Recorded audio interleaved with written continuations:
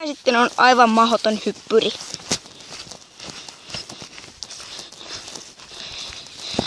Tommonen kiva jyrkänne. Sitten tommonen ja sitten tuolla on tommonen kuoppa. Ja tommonen. Ja sitten se vie tonne. Toka.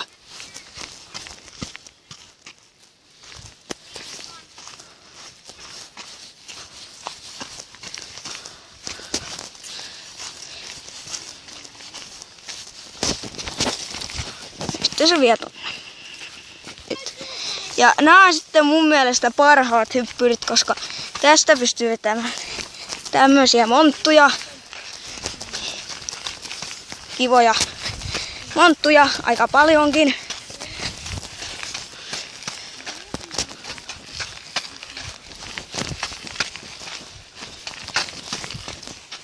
Ja siinä on vielä semmonen.